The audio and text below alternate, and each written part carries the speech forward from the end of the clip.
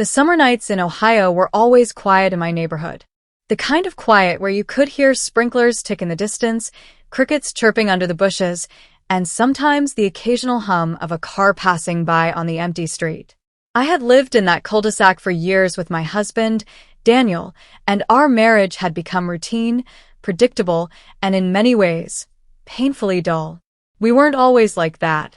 When we first married, we were full of life, full of plans, full of late-night conversations that lasted until dawn. But somewhere between his long hours at the office, my endless responsibilities at home, and the slow fading of intimacy, we lost the spark.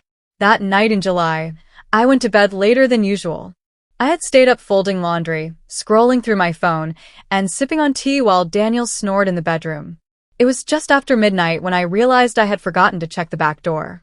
Our house had a sliding glass door that led to the patio, and Daniel was always reminding me to lock it.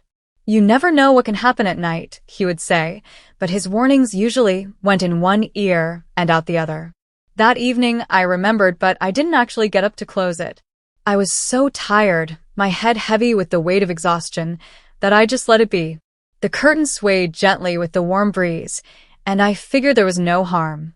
After all, we lived in a safe neighborhood. But it was that one mistake, the decision to leave the door unlocked, that changed everything. I woke up a couple of hours later, not sure what stirred me. Maybe it was a sound, or maybe just a feeling in my chest, but I opened my eyes and saw that Daniel wasn't in bed. At first, I thought he had gone to the bathroom or maybe gotten up for water. But when several minutes passed and he didn't return, unease crept into me. The house was quiet, too quiet, except for the faint creak of the floorboard somewhere down the hall. I slipped out of bed, my feet brushing against the cool hardwood floor, and walked toward the living room. That's when I saw it. The sliding glass door was cracked open, the curtains shifting from the night air. My heart picked up speed. Had someone come in? Had Daniel gone outside? I whispered his name, "Daniel," but there was no reply. When I stepped closer, I froze.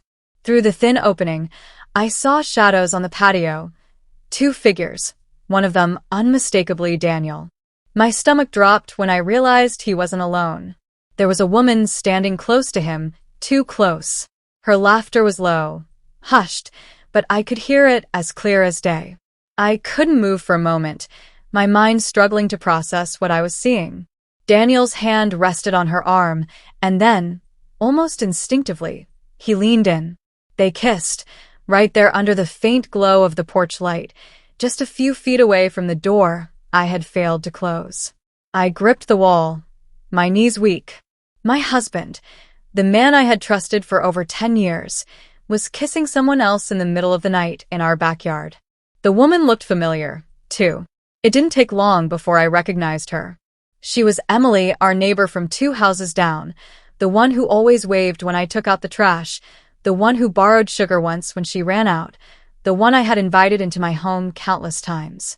The betrayal hit me like a tidal wave.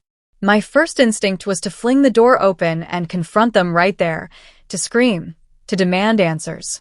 But instead, I stood frozen, watching the scene play out. My body was stiff, but inside my chest, emotions boiled, rage, disbelief, heartbreak, and a strange sense of humiliation. It wasn't just the act itself. It was the fact that it happened because I forgot to do something so simple: close the door. I stepped back slowly, trying not to make a sound. My breath felt caught in my throat. The house that once felt like my safe space suddenly felt foreign, broken, shattered. I stumbled back to the bedroom, my hands trembling, and sat on the edge of the bed, staring at the floor. I couldn't erase the image from my mind: Daniel's hand on Emily's face, the way he kissed her like he hadn't kissed me in years. The clock on the nightstand blinked 12:48 a.m. Time felt suspended, as if the world had stopped moving except for me. I wanted to cry, but the tears wouldn't come. Instead, I sat in silence, replaying everything that led us here. The distance, the lack of passion, the quiet dinners where we barely spoke. And now, I had proof of what I had feared deep down, that Daniel had found that spark somewhere else. But the night wasn't over. The open door had not only exposed Daniel's betrayal, it had also opened a door inside me, one I didn't know existed. For the first time in years, I felt something ignite. Not love, not affection, but a burning determination to uncover the truth, to no longer live in denial, and to decide what I would do with the life I had left.